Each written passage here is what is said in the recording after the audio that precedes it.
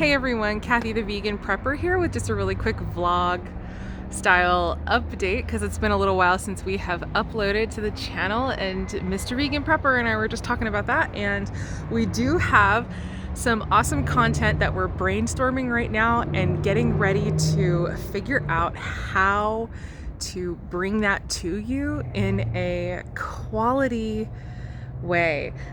We are figuring out the video editing and just improving every day. And so I'm just grateful to everyone who is currently subscribed and watching. We were so excited to see that the subscriber number has gone up, and it isn't a huge amount, especially compared to a lot of the channels out there. But I just want to tell you from the bottom of our hearts how much we so appreciate that you guys are supporting us, and it just means a lot to us. So just wanted to quickly give you an update so you know that we haven't gone away. Life continues at its kind of almost manic pace, especially as we are going into this time of year, and it's really cool, and there's a lot of work going on outside, and with the boys both starting up school again and having, full-time school at home, indoors. So like having to keep our daughter occupied, while they're doing school, and also run my business, which is really increasing a lot over these last months, which of course I'm extremely grateful for as well. And it's just actually kind of like an embarrassment of riches, honestly, in our lives right now that we are experiencing. And so we are currently learning how to process and I don't know if process is the right word. It's like we're folding all of these things into our lives while still also really being passionate and passionate about this venture of doing YouTube videos to hopefully help kind of fill this niche of like vegan prepping, healthy cooking. I don't know. It's like there's so many little things that are served by our being here and making the content that we want to make. So we're really excited to serve in that way. And then hopefully to provide the kind of content that we wish existed back when we were very first starting our own our own lives this way. So anyway, I'm out in the garden. It stole a few minutes to kind of bring you this video, and I thought I'd run around and give you a quick update. One of the things that is going to be forthcoming very soon, probably the next kind of bigger video that I'm working on, is a video all about instant pour over dehydrated meals, which obviously is an incredible thing to have prepped and ready to go. So just basically like the idea of almost like an instant ramen cup, but not necessarily ramen. Something that will save fuel, that even could be used in a backpacking camping situation. Mr. Vegan Prepper just got me the Firebox stove for my birthday. That was my big gift this year that I got. And so I'm really excited to do a demo video on that. So we'll probably be doing like some dehydrated meals on the Firebox stove. And I'm very excited about that. Is that a weird thing to get excited about? I'm really excited about it.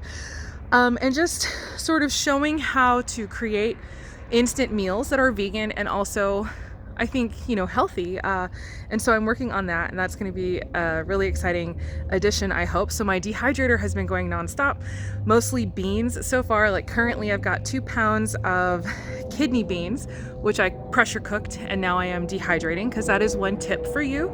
If you pressure cook your beans, they turn out a lot better when you rehydrate them. For the most part, you can't even tell that they were ever dehydrated. I'm not going to say 100% on that, just because I haven't personally encountered a bean that didn't behave well after it had been pressure cooked and dehydrated and then rehydrated. But of course there may be a bean out there, so I'm not gonna say across the board that you'll never have any issues with it, but I don't know. It's pretty I don't know, pretty good. I don't think you really will have issues. And so I've got, 2 pounds of kidney beans, and this is just an example, and then like a whole bunch of mushroom jerky filling the rest of the trays, and that's more for Mr. Vegan Prepper and the guys, because we love our jerky. Just because we're vegan doesn't mean we don't love jerky. Actually, beef jerky was one of my husband's favorite things before he went vegan, and so now we are working on jerky alternatives that are, no harm, no foul. So anyway, so that's currently what's in my dehydrator, but it's just been a whole bunch of beans, veggies, and things like that, getting ready to put together some recipes and show those videos. And if you want actual content on how to dehydrate and like what the process looks like, let me know down below, and I can think about, starting to film some of that kind of kitchen type stuff as well. And the next video, that will be a very small video, is probably going to happen tomorrow. I am going to be harvesting in the morning a whole bunch of rosemary and sage, and that's going to be the next thing going into my dehydrator, because rosemary and sage together powdered, like 50-50, put it in a powder form, it becomes an excellent tooth powder, especially if there's any kind of like abscess or infection in the mouth. And so that obviously is just a great thing to have on hand for, a prepping type thing. So it's like another layer of prepping I think a lot of people don't think about as far as their oral health, but I love this because it is something that's very easy to do. If you just have those 2 plants, and then even just a leaf of sage, if you take just a sage leaf and then you sort of just rub it along your gums, even that is so helpful to your teeth and your gums if there are any issues. I'm not saying don't go to the dentist, obviously, and obviously still floss, but yeah, like oral care prepping, like that's something that we need to think about. And it doesn't necessarily have to just be tubes of toothpaste from the store. I've always been really passionate about finding out what can I do with what I have on hand without necessarily having to go to a store. And so that's one thing. I don't know if I even need to make the video now, but I will. But just examples of the things that are kind of percolating in my mind. I am constantly thinking about it, and we have a little list going of all the videos. So there's content coming your way, and I am so excited about it. And like for now, I guess I will run around just really fast and give a little, like, point out a couple things in the garden that I think are just kind of fun right now. And got so much stuff coming up. I mean, so many seeds in the ground. My loofah is going crazy. It's an amazing time of year to be here, which is why everyone is moving here, which is a lot of why we kind of want to move out now. Like, we want to move away because everyone is moving here. Anyway, but then where do you go at this point? That's my other question. Like, where do you go where nobody is going? I don't even know. So anyway, that's a hypothetical that's very far off. So don't worry, we're not moving anytime soon. Okay, I am going to actually turn you around, and then I go to water, and then I'm going on a walk. So that's another thing that's been happening is I have been, oh my gosh, you guys, I am so excited about this. I can exercise again. I am going crazy. I'm walking like almost 2 miles a day now. I do a morning walk and an evening walk. So that's another thing that I'm so excited about for the cooling temperatures. I haven't weighed myself, so I don't know what the weight situation is right now. You have no idea how thrilled I am to be able to move again and not have issues. I mean, exercise and movement, it's such a gift. I mean, really, like, I'm gonna get teary-eyed just thinking about it, because it's been like months that I wasn't able to do anything but tweaking my diet and getting myself set, for my own personal everything going on with me. It is mainly like I've done all of the Dr. Esselstyn, Prevent Reverse Heart Disease, Engine 2 stuff, and it's great. But the thing that I think has finally really clicked for me is Dr. McDougall's starch solution, just because it's like a little bit more guidance, I think, like just a little more like, anyway, that could be another whole video. And I'm not like necessarily promoting specific diets or whatever. I'm just saying this is what worked for me. Eliminating almost all dietary fat, which is actually important for what's going on with me right now. It doesn't mean no fat. All food naturally has fat. People have gotten so scared now. It's funny how people were terrified of fat for a while, and now they're terrified of not fat, like not having fat. It's like you still get plenty of fat in your diet. Like, I don't think we need nearly as much as people say that we need, but it has been like turning my health around, and I'm excited to be able to exercise again, and I'm moving forward. After like months of being stuck, I'm moving forward. Okay, all right, that's it. I'm gonna do the update. See, I need to also make absolutely sure that I don't take so long in between these videos, because then my videos get really long. So I'm gonna try to respect your time. And then also, I'm so sorry about the shakiness, because I'm trying to like just hold it up. But anyway, yeah, I'm gonna do this, show a couple things that I'm excited about. Also, this curl, can we just say hallelujah for the days that the curls behave and actually like look like something cute? Okay, because that's not every day. Okay, so I'm gonna turn you around, show off a couple things, and then I'm gonna water, and then I'm going on my walk. Okay, all right, just a second, I'll be right back. Okay, y'all, here's one thing. It's a brand new lemon balm plant, which is doing fantastic. It's amazing. Taking off, it's actually about twice as big as it was when I planted it, and I can't wait. I hope, like, everybody warns you not to do lemon balm because it'll fill a whole bed, and I really hope it does. So please fill the whole bed lemon balm, because I want to harvest as much as I can and dry it so that I don't have to buy any more, like, ever. And then my mint plant, which was a lot bigger, but we chopped it the other night for dinner. I don't know if you guys follow me on Instagram. It's at Kathy Canuel on Instagram, and I posted the dinner that we had the other night. It was falafel, like baked falafel and pomegranate seeds or pomegranate arils and mint, and oh my gosh, it was so good. And then right over here, because we've got cilantro coming up pretty well, but none of the other herbs yet, and I'm kind of depressed about it, and hopefully they will eventually come up. We've got cilantro and chives, you know, for days, but I'm gonna have to start moving some of these guys out, but probably either right here or right here. I'm about to plant a bunch of broccoli from 2016, and hopefully it'll work. And actually, this is not really broccoli per se. It is a hybrid of broccoli and cauliflower, because they mixed, and I got a giant green cauliflower. It was really cool when I grew it one year, but I'm gonna grow some more again. Here's that bok choy, if you're remembering from the video where I transplanted it. It looks amazing, and I've transplanted a couple of extras, and the caterpillars have arrived. What jerks. They don't know that I don't plant this for them, but oh well, it's okay. Okay, sorry, I'm pulling a couple weeds. I should focus and not do that right now. The eggplants, you know, I chopped them back, and they're just coming right back, and they're still making eggplants. So, you know, I guess, okay, it's a long summer, and some of these plants are still doing really well, so I'm leaving them. I'm still harvesting eggplants. This is my Jamaican sorrel, which is the plant that makes hibiscus tea. This is sounding familiar, me talking about this holding a camera. So I probably don't need to talk about this too much, but yeah, this is the plant hibiscus tea comes from. So I've been harvesting a lot of it. Not all of it is this red, because we got kind of a hybrid in, like, that's what we got from the seed place.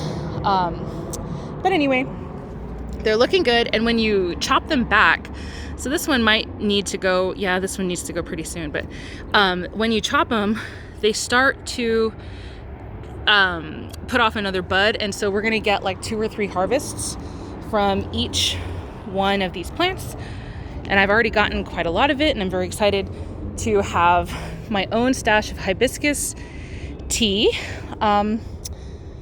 because yeah, it's a good one to have around. So there is my big rosemary, which I'm going to be cutting a bunch of tomorrow morning for the sage and rosemary tooth powder that I'm going to make. And then you want to harvest your herbs in the morning if possible, after the dew has dried, but before it gets too hot, because you want them to retain as many of their oils as possible. So these guys, like if you picked them now in the evening after the oils have been, you know, basically evaporated all day by the sun. Oh my gosh, this is so beautiful. This thing right here. Anyway, they're not quite as potent, so you wait and do it in the morning, and then they're a lot more potent. They have a lot more of their essential oil present. Here are my jalapeno plants, which are going absolutely insane right now. I mean, look right there too. It's like just randomly down there, and it's like so many peppers that it's bending over. It can't even hold itself up anymore under the weight of all these peppers. I don't know if you can even see that. Like, wait, did I just see a red in here? Oh, anyway, but look, I don't know if you guys can see, if it isn't like totally blurry, all these peppers. There's like 1, 2, 3, 4, 5, 6, 7, 8, 9,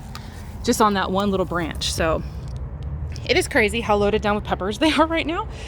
So those two, I'm kind of glad I left them, and they're giving me a second giant crop of peppers, like even way more than they had before. And like there's like a new brand new baby one. It's like, you know, you can relax, but it's okay that you're not relaxing. I really appreciate the extra effort. I love it. All right, thank you peppers. Okay, and then I think that is essentially all. Again, more eggplants. I cut these all the way to the ground.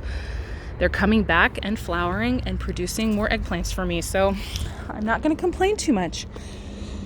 And over here, oh yes, the loofah. Let me show you the loofah, and then I'm going to sign off. So yeah, this thing, it wasn't even flowering for like forever. And now there's just loofah like exploding off of all of this. And so I want them all to be healthy and big and give me my loofah, you know, because that's like the ultimate zero waste kitchen cleaning thing. If y'all saw my zero waste videos, you see the little wooden handled brush I got. Oh yeah, here's the mama right now. The mama loofah. That's the big one, and that's not even as big as they get. More over here. They're just, oh yeah, here, look, another one. They're just like everywhere. While they're still immature, you can eat them, but I don't want to eat them. I want them as sponges that I will use in my kitchen so that I don't have to worry about something to throw away. Because what's great about these guys too is once they, oh, just a little baby. Hello. Hi. Grow big and strong, please. Oh, there's more. These are going to become more. So awesome. Oh, thank you. Oh, look, I see you too. Thank you. You guys are doing such a good job. I love it. Love it, love it. Anyway, yeah, I use it in my kitchen. Sorry. You guys are catching me talking to my plants. Okay, anyway, I just bless them. You know, I feel like that's my job, to talk to them and bless them and tell them that they're just doing great, you know. It seems to work. They do really well. Probably pretty soon, because again, I want them to be huge and gorgeous and just fantastic. I'm gonna dig a little bit of worm castings in around the base of the plants, which I've already done once, but I'll do it again. And that's just like something maybe I can show in another video when I feed my plants. I don't really use fertilizer or feed. We use compost tea, and we use just straight worm castings. So I threw calendula seeds in the ground, and it cracks me up because I didn't know, like, okay, when you collect calendula seed, it's a mess. All right, it just is. And I had no clue, you know, how many seeds were actually in the handfuls I was throwing in. And apparently it was a lot. So I'm gonna have to come through and kind of weed these out a little bit, and that makes me really sad. But Anyway, so there's my calendula, and yeah, the garden is getting ready to produce just a lot of really good stuff. Actually, some of this bok choy I could start harvesting now if I wanted to, just taking off those outer leaves and leaving the rest of the plant to continue forming its head. But I don't think I'm going to do it quite yet. I'll just leave it a little longer. But yeah, everything is starting to do great. Got some more calendula coming up. Some red Russian kale that I transferred out. And yeah, everything's doing great. So I'm excited. This is our growing season. Oh yeah, there's my parsley. This is a volunteer parsley that came up from a plant that was here. And it just dropped a million seeds. And you know I encourage that behavior in my yard. They can drop seeds wherever they want. Oh, not the weeds though. Sorry, mallow. It's a mallow. You know, you're not really a weed. I just have to move you. I have to get rid of you and you show up over there. Because mallow leaches nitrogen from the soil. So that is definitely one that I go after. And it's everywhere in my yard. It isn't really a weed. It's an edible plant. It's actually really good for you, but potentially dangerous if it's growing near an area where there's farming and runoff, because it can kind of have too much nitrogen in it, and you can get like, I don't know, is it like nitrogen poisoning or way too many nitrates, too high in nitrates or whatever the bad thing is there. I don't even know what the name is or what it is. I just know that it's not good. So anyway, all right, okay, that is it. I'm so sorry. Sweet potatoes going crazy. There's actual legit sweet potatoes. I've done some on the very edges here. I've done some Chinese yard long beans, which put off green beans essentially that are like crazy long and really productive and awesome, and they do well every year in the yard. I've done that on the edges on everywhere. And anyway, okay, this is not a quick update at all, but yeah, there you go. But yeah, just some awesome progress in the yard, and then some plans for upcoming stuff, and then hopefully you're excited about any of that. And if there's anything specific that you're wanting to see, then awesome. Pretty soon, Mr. Vegan Prepper will also be doing a video all on how he builds these beds that we have. They're like, I think when he first started building them, it was like $13 to build these beds, and now it's more like $18. So, but still, it's a fantastically inexpensive way to build garden beds that last a long time. Some of these have been here for almost 6 years now, and he'll be showing how to do that. And I mean, just so many things. So just stay tuned. Like, subscribe, share if you think anybody else will care about any of this. And yeah, we're looking forward to bringing you some more great content and sharing everything that we can to help you out as you begin or continue your own natural living, plant-based journey or whatever. So anyway, I guess that's all. So as always, I hope the rest of your day is good and your life stays wonderful. Thank you so much for watching. See you later. Bye.